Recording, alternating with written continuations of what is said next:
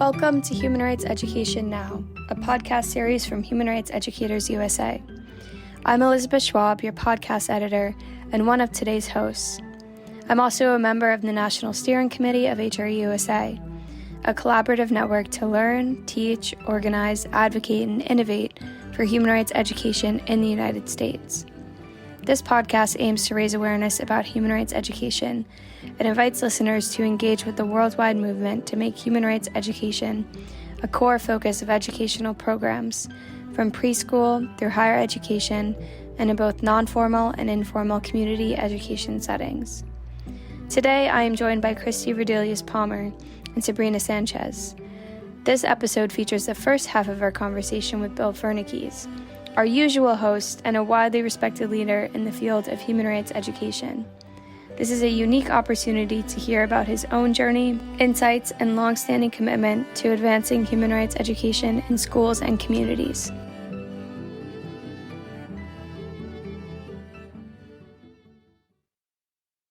Well, thank you so much, Bill, for joining us. I'm here with Sabrina and Christy, who are also part of HRE USA.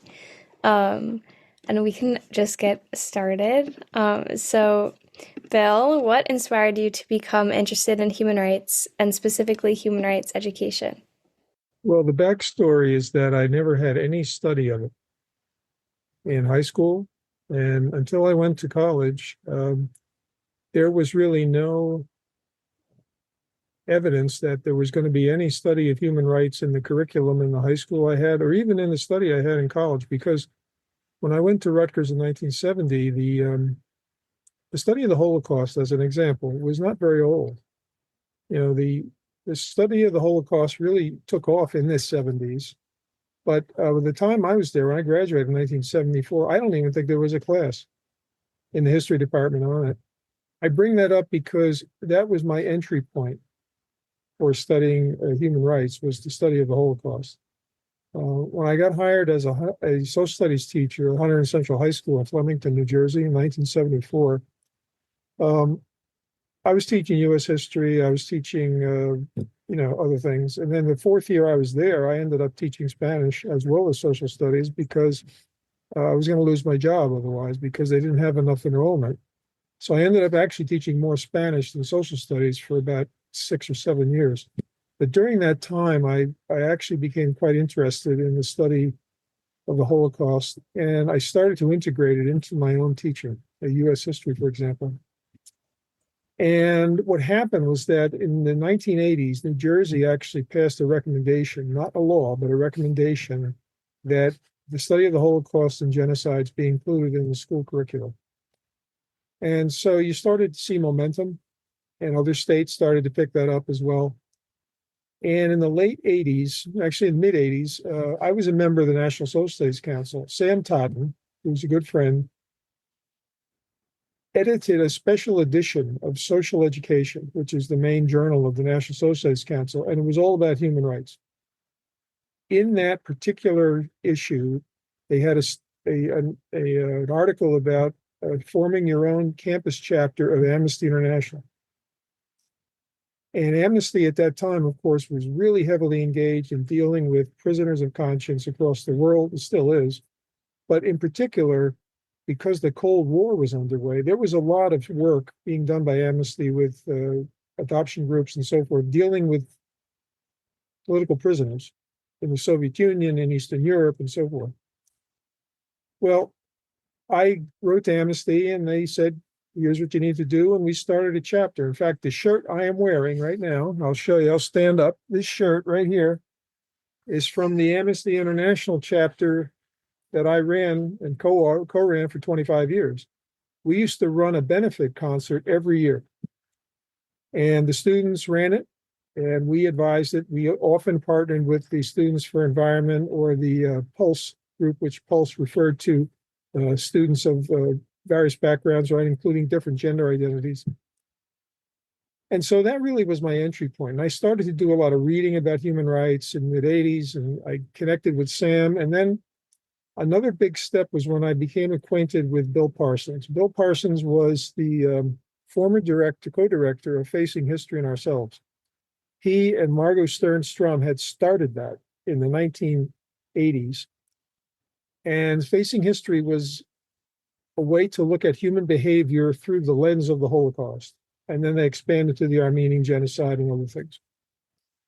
Well, in the late 80s, Bill Parsons got forced out of Facing History and started his own consulting firm. I met him at a National Social Studies Council conference in the late 80s, and we started doing some work together. I worked with him on a film study guide about the Armenian genocide and some other things. And in the next few years, this is the early 90s, the US Holocaust Museum was being constructed. It had been authorized under Carter, and then a lot of fundraising went on. Well, to make a long story short, Bill hired me. He was the incoming director of education. And he hired me to be on a consultant team with other people, 3 other people. And so I really got heavily engaged in working with curriculum and teacher training and so forth, while still being a teacher and a supervisor at Hunterdon Central. And so that's sort of how it happened. However, that's half the story. The other half is that in the late 80s, Amnesty International USA was putting a lot of money into education for the first time. And they created what was called the Educators Task Force in the United States. I was invited to be on it. And that was in the late 80s. The first meeting was in Chicago, Illinois. That's where I met Nancy Flowers. That's where I met David Scheinman and other people, which was transformational for me because you started to develop a network. And we connected and have stayed connected for, God, it's over 30 years now. And I think that was very critical as well. So there's sort of 2 paths. One dealt with the Holocaust and genocides. The other one was with the Amnesty Network. And then from that point on, I did a lot of other things. I worked on publications. I formed a special interest group in the National Social Studies Council on International Human Rights. It was the first time they ever had one. That was sort of the predecessor to the current group that is run by Jake Skripik and Chris from Connecticut, and which Rosemary Blanchard used to run. And then the other thing that happened was that we accelerated all this in 2011 when HRE USA was formed at Harvard, and Nancy and Felicity Tibbetts and others were very critical in making that happen. So it's been an evolution, you might say. Thanks, Bill, and thanks, Liz, for introducing us. I think there's a lot to unpack there, and I now have about 3 questions, but maybe I'll do a 2-part question. One is, so how do you see human rights and education as separate areas of work? And where do you think they overlap and or depend on each other? I'll stop there. I'll start with the first part. What is education? Education is an ennobling activity, in my view. I don't think you can be an educator unless you're an idealist. And if you're not an idealist, then I think you're really compromising your ability to be an effective educator. We have to have a better world as a result of what we're doing. That's always motivated me, even though at times it becomes a challenge to sustain that vision in light of some things that are happening. But so what? How does human rights relate to that? Well, when I started working in the human rights, I thought it was pretty much a content discipline issue. In other words, you're in social studies, this is natural. Human rights is part of the study of human rights broadly defined. In the United States, it's too often been only civil and political rights. Okay. The problem with that, though, is as I looked at it back now when you asked me the question, is that really narrows the possibilities. So as I see it today, and I'm 72 years old now, looking backwards, human rights needs to be pervasive in all things in the school. And when I say school, I mean formal education. There's a whole other dimension of human rights education that needs to go on outside of K through university formal education, formal schooling. But I do think that we have to take the position, and this is my own view, that human rights education must be integral to human behavior in the public schools, how we relate to one another, curriculum, instruction, evaluation. If we don't do that, then I think we're not building the type of society that we want to construct. Absolutely. And then to expand on that, given your wealth of experience and just connectedness to different forms of education and different types of learning, how has your perspective on human rights education evolved since you first became involved in it? Well, I think when I started working with the Amnesty Task Force in the late 80s, I was not that familiar with the activist role. You know, when you're in public education, and I think this is a fact that we can state, you are working in what is fairly called a conservative institution. I don't mean that politically. Part of the job of this public schools is to carry on the heritage of the past society. Hopefully the better parts, not the bad parts. So in that sense, you're conserving, but you should also be looking forward in a more utopian way. And I think what I didn't understand when I started was that there must be active action beyond the cognitive study of human rights in the classroom. We did that in the chapter that we had of Amnesty International. We integrated it in the curriculum when we designed this new curriculum that we had for 10 years in world studies as well. And I can talk about that later if you want. But I think that was the biggest move for me early on, was that you had to move beyond only the cognitive study of it. You had to actually have people take a stand and do something, whether it was writing a letter, whether it was creating a commercial that you would put on cable television or on the radio, or writing petitions and so forth. Beyond that, I do think the other thing that's evolved is that we have much more heavily, I think, embraced the full range of rights in the Universal Declaration. I think the United States too often has really limited the study of rights to those that are in the U.S. Constitution, Bill of Rights. And when we instituted that new curriculum, we challenged that. We broadened the definition. I'm not sure every student liked it, but that's okay. We're not there to make them agree with us. We're there to challenge them. So I think part of the job that I have or had in the public school was to lay out a vision, you might say, with the colleagues we had in the department to challenge the students to think about rights in a broad way. Now, looking back on it now, I think the area that we needed to do more on was on the for and the through part of that definition what the UN has of human rights education, which of course didn't exist until the last 15 years. So, we were focused a lot on the content. Some thought on the activism, but I would do it differently today and have it not only start it would have to start in the early grades. Because what we had here in the school I taught in was a regional high school that received students from 4 independent K-8 districts. We had very little authority, in fact, no authority, very little influence on what was taught in those earlier grades. They were independent. So the best option, I think, would be to have a unified K-12 curriculum, you might say, where you actually could start working early with children and their parents and staff and deal with the broad definition of human rights education. Thank you. you. Christy, take it away. Oh, well, I'll take you kind of thinking about and reflecting on the last 15 years a bit. You mentioned that you were at the foundation of Human Rights Educators USA in 2011. And I'm just wondering if you can expand on what you've been working on with both Human Rights Educators USA and its programs, and how those may be impactful in terms of human rights and its evolution. Well, I think Human Rights Educators has been the most successful professional network for educators in all my years in working in human rights education. We've lasted longer than many others. The Amnesty Task Force did not last that long.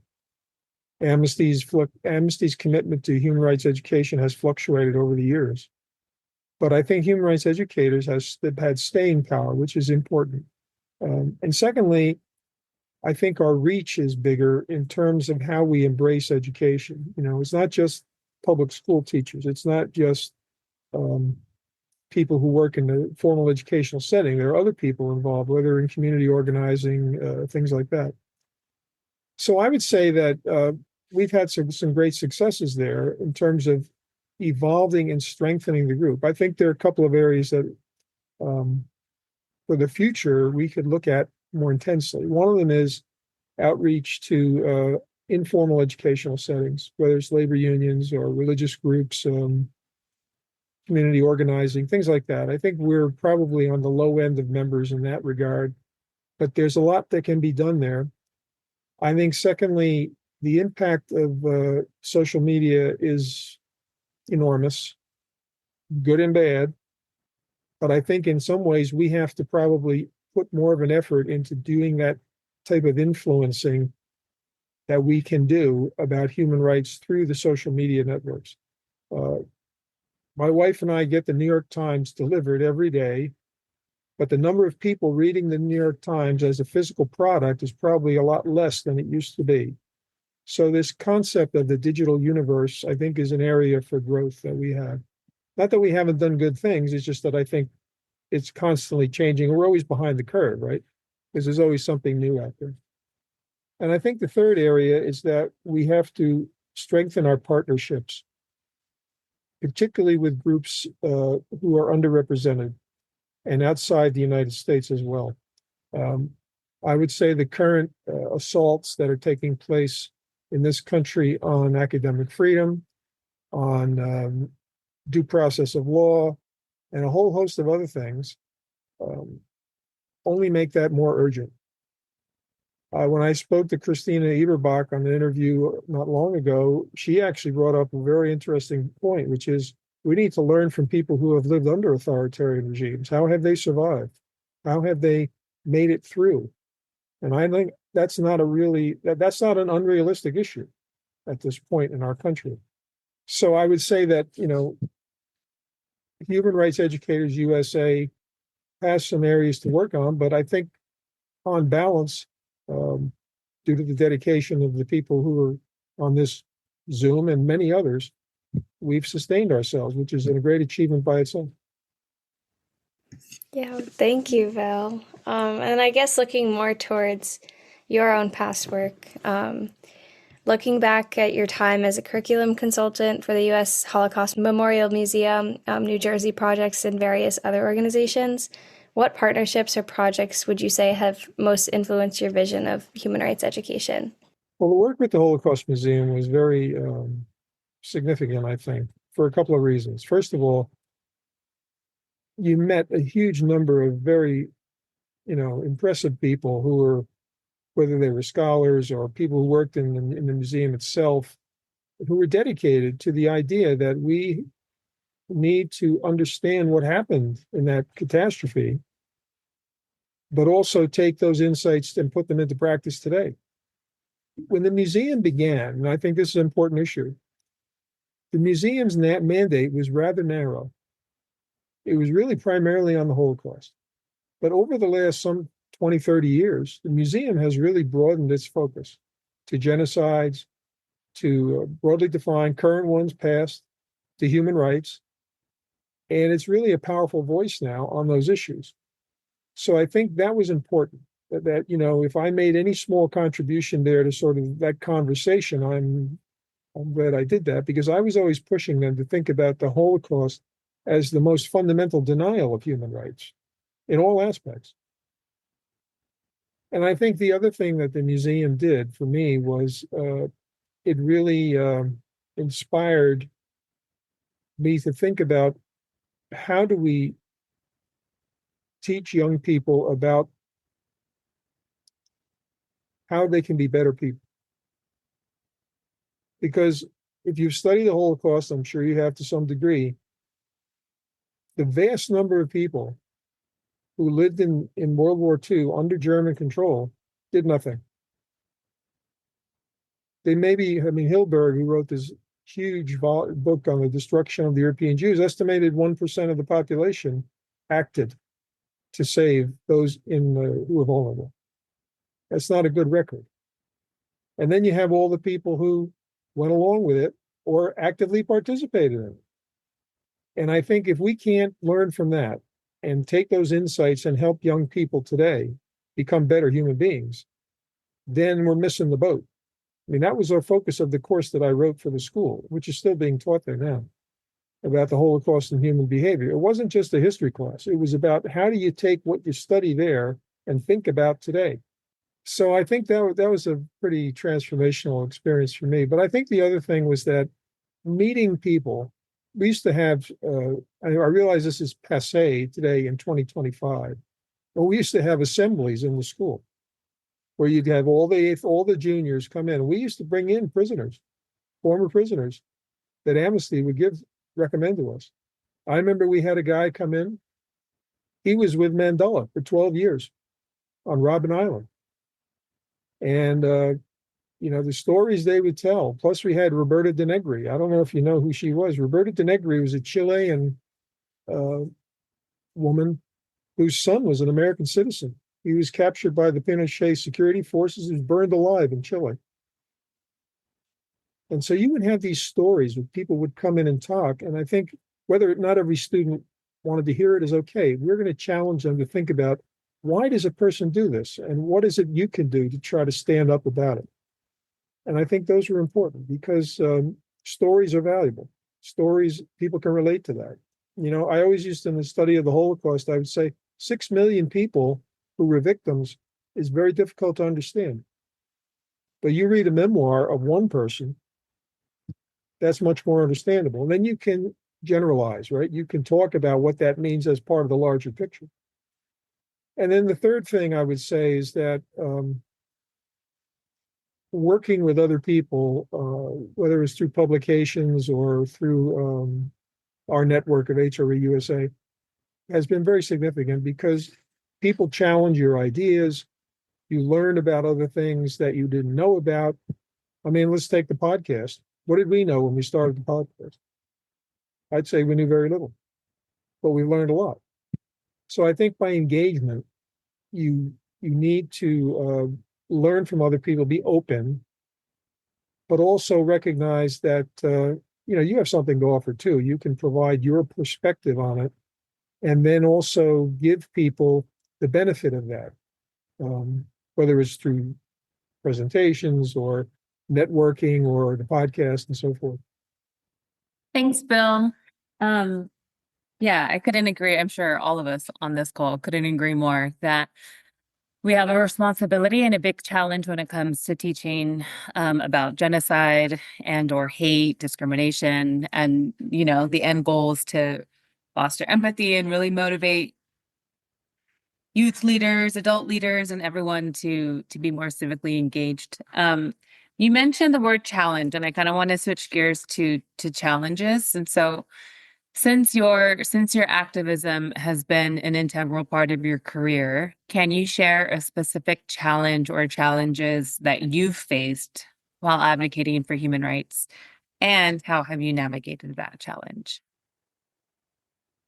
Well, let me say first that the high school I worked at had no objection whatsoever to the creation of an Amnesty International chapter. In some districts and some schools, I think that would have been extremely controversial, but it wasn't.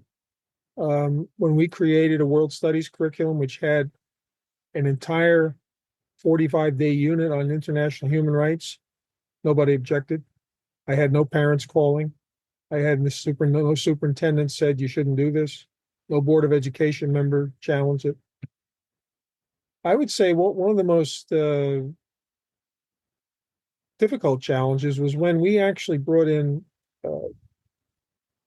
speakers. This was long before, by the way, I would say the development of a very widespread LGBTQ movement in the United States. We brought in people to talk about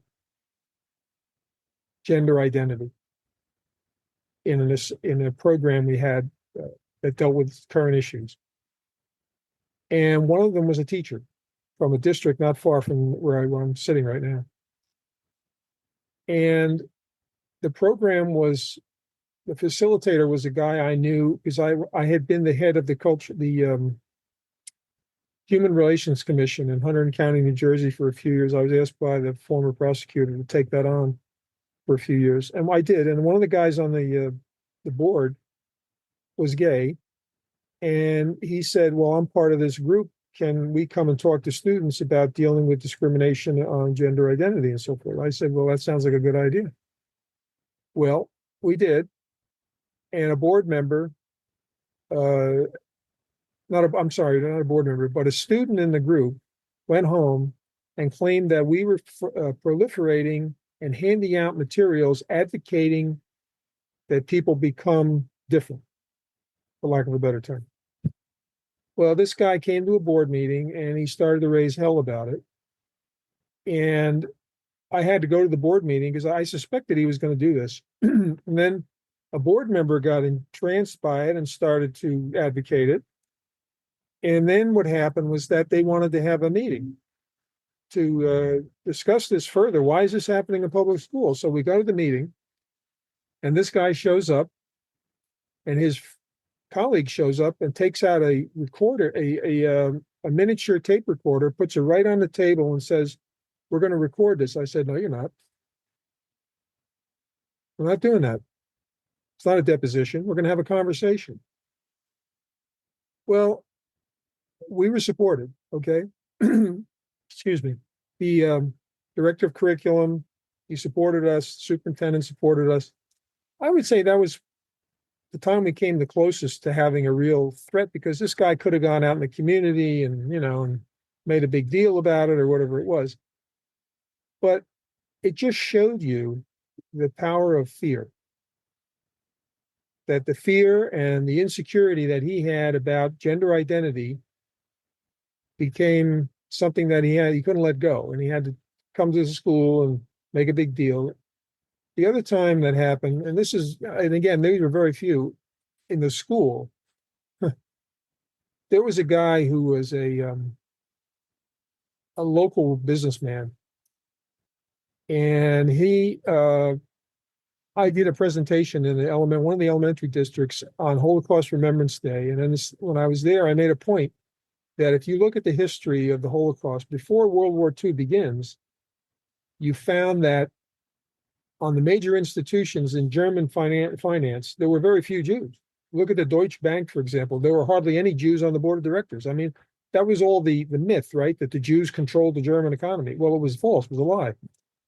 Well, that somehow came out in the newspaper, and this guy wrote to the county superintendent of education and said, "This can't be true. This man not telling the truth." Well, they did a whole investigation and they put it to rest. But this guy was a real bigot, and he was, he couldn't suppress himself, I guess.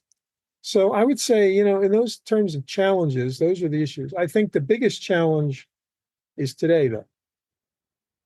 And I'm not teaching in a public school anymore. The biggest challenge right now is that the United States is going to abandon democratic values and fall prey to authoritarianism. Today in the New York Times, Thomas Friedman wrote a piece and said he's more concerned about the future of the United States than he's ever been. And he's not even talking about human rights. He's talking about the existence of the country as an independent country, as one that can actually be aspired to by others. I don't disagree with him, but I think right now we face the most serious challenge in my lifetime. Now, you've worked at the intersection of education policy, teaching practice, and scholarly research too. Where do you think the biggest disconnects still exist, and how can the HRE field bridge those gaps? Well, I don't think we're very good at lobbying. I hate to say it. I just don't think human rights educators, it's not in their DNA, let's say, to go down to the legislature and lobby them about what we believe in. We believe in persuasion in a different way, it seems to me. But I think probably we need to be more active in that. I'll give you an example. How many states in this country now are trying to pass laws discriminating against transgender people, or have attacked reproductive rights, or silenced people, right? Well, I think the problem in some ways is that we don't educate legislators. We don't educate journalists. And I'm not saying that Human Rights Educators USA can do all that, but I think I can write scholarly articles, or I can write talk to you, and we can have a podcast. But I think more direct action may be necessary to try to influence people and educate them about human rights. As I've told you in the past, I think, or at least I might have alluded to it, I think the most influential person in this country right now as a politician about human rights is Bernie Sanders. Bernie Sanders has been talking about healthcare as a human right since he walked onto the stage to become a presidential candidate. Nobody else has been talking about it like that. I mean, Obama talked about human rights, but when he became president, it was submerged. The daily conversation. I don't think Bernie Sanders is dropping it. I think he's pushing, and I like it. And I think the conversation in this country is still pretty narrowly defined. And I think when you see people who are in a public office, they're a product of that. You can't expect them to simply have an epiphany tomorrow. Now I know everything about human rights. They haven't studied it, probably. They haven't read about it in the newspaper. Nobody's bringing it up on their staff. So I think that's an area that, if I were to look at it as a strategy, that to me would be valuable. And I think in Europe, for example, is very different. They're really committed in many countries to making human rights part of the conversation. Thanks for listening to Human Rights Education Now. The next episode will feature the second half of our conversation with Bill Fernekes. You can find additional information about this podcast series at www.hreusa.org. Each episode is available on the HRE USA podcast page, Spotify, Apple Podcasts, YouTube, Pocket Casts, Player FM, and Deezer. You can also download each episode as an MP3 file. If you have questions or comments about this podcast, send them to christy@hreusa.org. Our podcast team includes producer and editor Bill Fernekes, executive producer Christy Rodelius-Palmer, editor Elizabeth Schwab, sound designer and project manager Sabrina Sanchez, communication and public outreach coordinator Tia Hens, and production coordinator Jasmine Chizu Gota. Human Rights Education Now is a production of Human Rights Educators USA, a project of the Center for Transformative Action in Ithaca, New York.